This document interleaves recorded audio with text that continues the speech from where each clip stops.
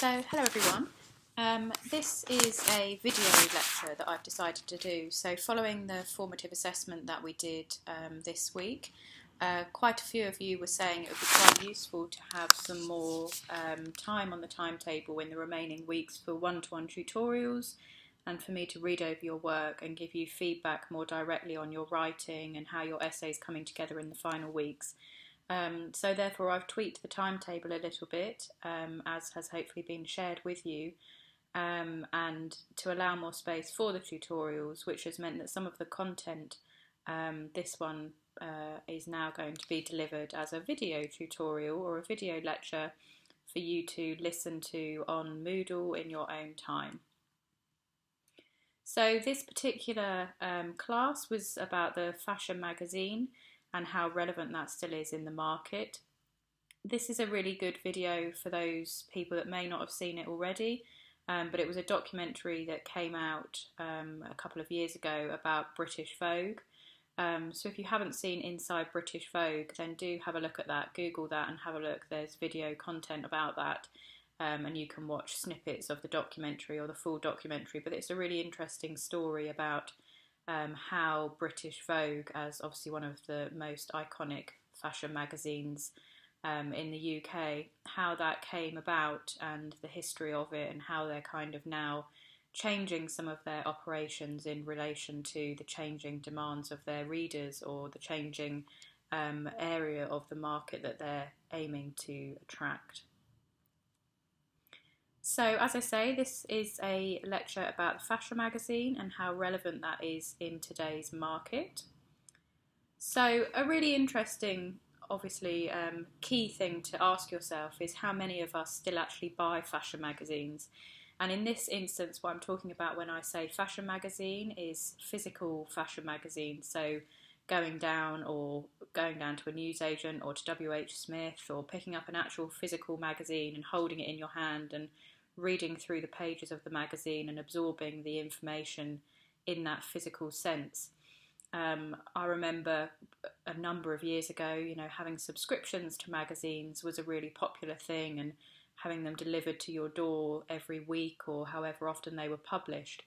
But it's interesting to think whether that is something that people do still do or whether that has become a little bit more uncommon or becoming phased out in a sense of the word.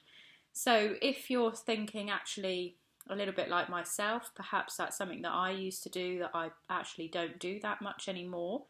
Ask yourself, how do you keep up with the fashion news that you would have once absorbed through a physical magazine? How do you get that information now, be it fashion news or trend news, and where do you get your insight and inspiration from? So obviously you guys are aspiring graduates into the fashion industry, so obviously it's a really important part of your role, if you like, as you develop your skills in that area, to think about how you're inspired and where you get inspiration from, what sources of insight you're exposing yourself to, how aware you are of things that are going on in the industry, and just that sort of general, I've spoken about it a number of times, but just generally absorbing the fashion industry, what's going on in the creative fields, who's doing what, who's collaborating with who, etc. So if you don't absorb that in magazines, how else would you now absorb that? What are your kind of touch points with keeping up to date with the fashion news? So this is a little bit of history, if you like. This has come out of the text by Cope and Maloney. But it talks about how people warmed to magazines, why people initially warmed to magazines. And it says that since the Second World War, the magazines strived over other forms of communication, including the television. There was a perceived permanence of the medium which allowed readers to digest info at their own pace. They had a sense of control over how they absorbed information during a chaotic time. So this is a really interesting kind of quote to think about in terms of why magazines became popular in the first place. We're not necessarily just talking about fashion magazines in this case, but magazines in general. Obviously the Second World War, a very chaotic and traumatic time, a very busy period of time in history. magazines were seen to be a kind of real perceived permanence. I think that's a really great phrase, perceived permanence. So something that was stable for people that wanted to read them. So, I'm sure, information at that time was very much centralised around what was going on in society at that time. But there was a sense of unease and a sense of uncertainty very much around at that time. So having something that felt a little bit more permanent and a bit more stable for readers to kind of escape to, if you like, was something that really kind of consumers warmed to and really kind of enjoyed the benefit of. And having a sense of control over how they absorbed information is a really interesting thing to think about as well. As I just said, we're now thinking about, if we're not reading physical magazines, how else are we controlling the information that we read? Do we have any control over the information that we're exposed to, or the things, the messages and the things that we're exposing ourselves to? Or have we become a sort of culture of people that are 24/7 just absorbing information and not necessarily considering the relevance or the meaning behind that? So suddenly there was choice. So, a choice to be made by the consumer. And obviously choice is one of the key principles of consumerism overall. So how we as consumer choose what we purchase into, why, how, when, is a really important thing. So we're talking about a period of time where potentially there wasn't that much choice, and then the magazine came along and suddenly it offered consumers or the general public an opportunity to choose something for themselves, to make a decision and to enjoy that decision, hopefully. So fashion magazines, in terms of who they rely upon, so they rely on revenue generated from advertising normally to survive. So fashion magazines generally seek advertising of some form to generate money to allow them to succeed. So they tend to rely on brands that they then feature in their magazines. So you'll see this obviously with lots of adverts and pages dedicated to certain brands, that the brands have paid a varied amount of money dependent on the magazine to feature in their magazine. Therefore, magazines don't simply provide information, they instruct and they sell. So I think that's a really relevant point. They're not just here to provide us with information. So that's potentially where they differ slightly from, say, for example, a newspaper, which is providing us with information. It's providing us with news on a daily basis. What a magazine is doing is selling information to us in a sort of undercover way, maybe in a more subtle way than we may be necessarily aware of. But it's either blatant selling or kind of undercover selling that we're not necessarily even thinking about as we read through these magazines. But ultimately they're here to influence us in some way, and they're here to make us think about how we feel about certain brands, and if we want to purchase into some of the product that they're advertising in the magazines. And they generally sell a lifestyle. So if you think about really kind of big magazines, so some of the big names, as consumers, we want to be seen purchasing certain magazines. So certain magazines are what they call tabletop magazines or coffee table magazines. And they're the ones that we want to be on our table when people come round, so that people can see, look, so-and-so reads Vogue, or they read a certain magazine that's particularly cool, or seen as a really influential magazine, or a real lifestyle aspirational magazine. So, those kind of coffee table magazines are really interesting in terms of the messages that we want to send other people in terms of what magazines we associate ourselves with. But then, of course, as with many of the classes and things that I teach, the internet always seems to be turning itself up and having an influence as well.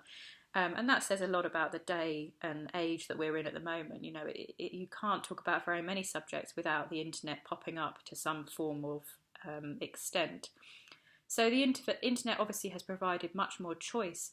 It's returned the power back to the consumer and away from the magazines. So obviously at the beginning, the magazine was very much in control. So the magazine was very much controlling the messages and the medium that we were fed to as readers of the magazine, and attempting to influence how we felt about certain brands and how we felt about our purchasing towards certain brands.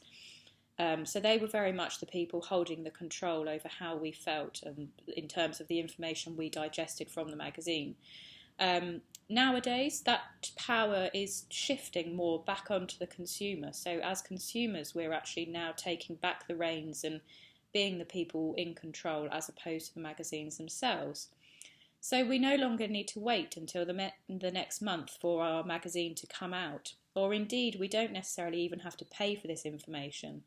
So again, I remember a time where I paid quite a lot of money every month for a subscription to a magazine that was delivered to my door, and it was great and it was really exciting and I looked forward to it. But now with the changing way of the market, we don't now need to either wait or indeed pay for information. So we don't need to subscribe to magazines to be delivered to our home. We can get that information instantly online, and that's obviously something that's much more appealing to consumers.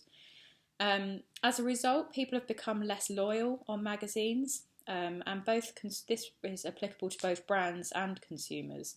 So as consumers, we've become less loyal to physical magazines, but also brands have become less loyal to them because brands have realised that actually they can also get their message across in a quicker, simpler and more cost-effective manner without going through magazines. So magazines have almost become I suppose if you like middlemen, sort of sidelines that are still there, but they're seen as a sort of slower pace to delivering information to consumers and for brands to publish their message. So this is an interesting link which you can click on in your own time. It's from the Dazed group, and it is a really interesting look at how you could fuse, or how the market is changing to be able to fuse print and digital mediums into one. So looking at an example, a case study example of a magazine front cover that was a physical magazine cover but also had digital elements to it. So it's a really interesting interview with the team of people that worked on that. So do have a little look at that and think about how the advancements in technology are allowing changes to happen in terms of how magazines look and also distribute information to the viewer. So magazine style websites. So there's three different types. So a collection of live pages are available online. Is obviously what we're referring to here, and there's three types that I'm going to talk through quickly. So there's the standalone, the mirror and the enhanced in terms of magazine style websites. So now we're thinking a little bit less about the physical magazine format and more about how that's now shifting into a more kind of online sphere with the support of enhancement using the internet to make that information a bit more accessible for consumers. So standalone, so think about style.com, which obviously was phased out last year, owned by Condé Nast Group and now known as Farfetch. So if you're not familiar with them, do have a little look at them. The standalone is an online platform that has no print-based equivalent. Okay, so they don't have any kind of physical magazine to support them. They're simply online only. They're standalone online platforms. They may well be an offshoot owned by an existing title, so such as the example above. They might be kind of a online platform that has come from a physical magazine, but they aren't actually the equivalent to them. They're kind of like an offshoot of the same company. They adopt the print model hierarchy with features and reports. So they have a very similar layout normally in terms of the information that they provide, but just in a digital format. Okay, so they're standalone magazine type websites, such as what was style.com until last year. The mirror, so think about early versions of vogue.com. So mirror websites replicate key content from their print-based media. So Vogue have changed slightly over recent times, but if you think back to slightly earlier versions of vogue.com, they would be classed as a mirror website in terms of how they used to basically reflect the exact. You could go onto Vogue.com and see the same information in the same article online, and you could then read pretty much the exact same article in almost a very similar layout in their actual magazine as well. So it was mirroring one platform against another. This obviously provides consistency for the reader by providing the same message just in a different format. So the information, as I say, remained consistent. You were just absorbing it in a different way. But it declined in popularity as there wasn't any new content to excite consumers. So the negative side of this, if you like, is that consumers weren't getting any other information. So they could read the information in a magazine. They could then go online and think, well, actually, I read that anyway. I've read that in a magazine. That's exactly the same information. It wasn't seen as a very exciting way. It was just seen as a repetition. So just a way, as it says in the name, a kind of mirror of one thing against another without offering any added value to the consumer. In comparison, the enhanced, so as suggested by the name, think about luk.com. So it is often home to exclusive content such as behind-the-scenes footage, video and interactive elements. Some of the enhanced website models are subscription only, but they often work in partnership with the print medium, perhaps offering a bundle subscription offer. So as the name suggests, the enhanced platforms offer something extra. So unlike the Mirror, which offer the exact same across different platforms, the content is the same. With the enhanced website platforms, what they're offering is something that you can't get in a print-based media. So it's supporting it. It's not completely different content, but it's extra, so it's added value. And really good examples of this are behind-the-scenes footage or video and interactive elements. So you may read an article, for example, in a magazine, in a print-based magazine, and it may say, have a look at our website and see exclusive behind-the-scenes footage from the catwalk show, for example. And then people are more likely to then go online, click through, have a little look at other parts of their website as well. And as suggested, sometimes they are subscription only, but they sometimes offer these kind of bundle deals. So you might get access to the exclusive online content if you take out a monthly membership with the physical print magazine, for example. So they're trying to offer added value to the consumer in different platforms, all generating similar content, but in different levels of degree dependent on the platform. And quickly just to touch upon blogging and magazines. So digital and print, obviously. So one of my personal favourites, I'm sure we've all got our favourite blogs, but one of my personal favourites is a blog called Betty Magazine. Ironically, even though it's now not an actual print magazine, this is actually somebody who I used to work with a few years ago at a different university. And she set up this blog and it was very successful, and she went into print magazine because it was at a time where that was actually sort of starting to make tracks to surge again. She did the print magazine for a while to support the blog, but actually then realised that people were more interested in the online digital content.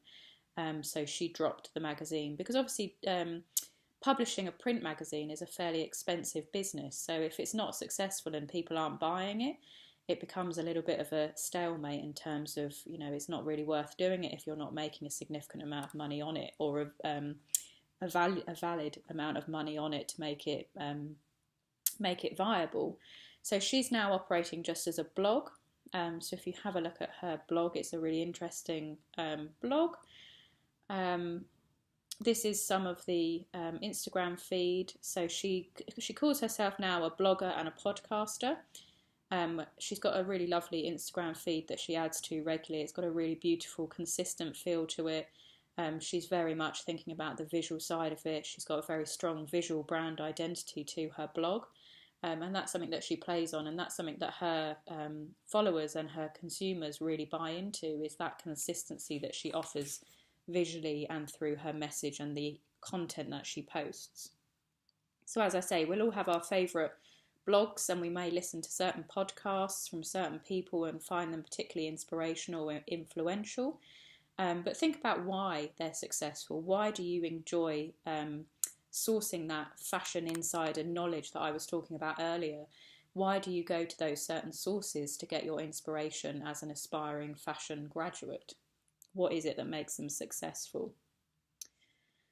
And then finally, have a little think about, what do you think is the future of celebrity involvement in fashion? Okay, so you'll see certain magazines, for example, or blogs or websites, they rely on celebrity. Okay, so there's a celebrity face or a celebrity figure that goes with these magazines, or you see certain faces pop up in certain magazines, perhaps on front covers or in feature articles, or they provide exclusive content for enhanced website platforms. But what do you think the future of that is? Do you think that's something that will continue, that there's still got quite a lot of, there's still longevity to it? Or do you think that we as consumers are becoming less influenced by celebrity lifestyles? And if so, who and how and what is replacing that? So is it bloggers? Are there bloggers, or are there people on Instagram or social feeds that are influencers that are becoming celebrities in their own right, but not in the traditional sense of the word? So again, these are the people that are passing on influential messages and potentially influencing how we feel as consumers and how we engage with certain brands. So if it's no longer the traditional famous big celebrity names, who is it, and why are we attracted to these people, and why do we as consumers listen and look at what they do in terms of our fashion knowledge and our fashion purchasing power? So celebrity face wise, again, is it that important? Are we at a time in 2018 where actually that's not as important as it used to be? So in the 1990s, so back in the 90s, a celebrity's face was the essential model for your brand. Nowadays, due to the cost of these faces and also a fear that the face may detract from the product itself, lesser known faces are more in demand, and they don't have to be super skinny either. So I think this is a really interesting quote, and it's something that I know a few of you are looking at with your advertising campaigns for your brands, in your essays. Again, the traditional sense of what a model is or what a celebrity is definitely changing, and how we as consumers feel about that is changing as well. So, potentially, dare I say it, gone are the times where super skinny was the only way to be.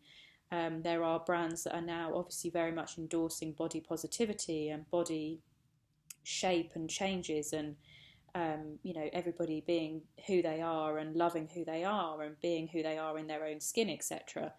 But back in the 90s, that certainly wasn't the case. So we're not talking about that long ago. I mean, we are talking about a fair amount of time. But at that point, it was essential. If you didn't have a super famous, super skinny, super beautiful model to represent your brand, you kind of weren't perceived as a popular brand, if you like. It wasn't really the thing to do.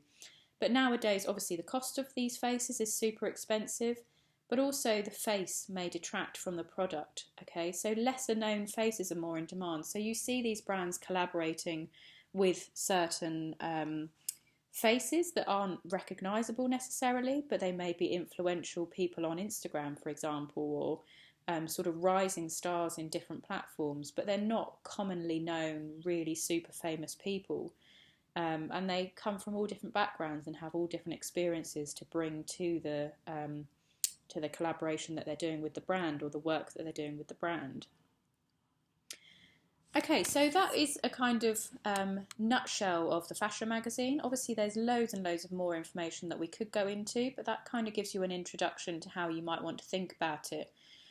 The relevance for your project, you might want to think about how your brand, this kind of fits in with the advertising and campaigning section, advertising and PR section.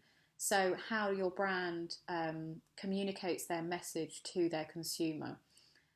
What kind of platforms are they available on? Do they feature in magazines? If so, do they feature in print magazines or online magazines? Do they have a blog? Do they have social feeds? Do they add content to that consistently? Do they think about the messages that they're sending out? What kind of influencers do they have? What kind of endorsers do they have? How does that link to the messages that they're trying to get across with their campaigns? And what does that ultimately say about them as a brand, and the message and the the type of brand that they want to be perceived as by consumers.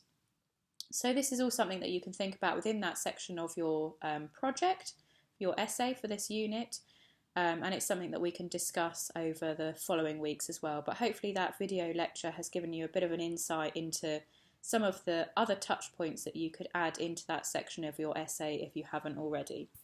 Okay, thanks very much for listening.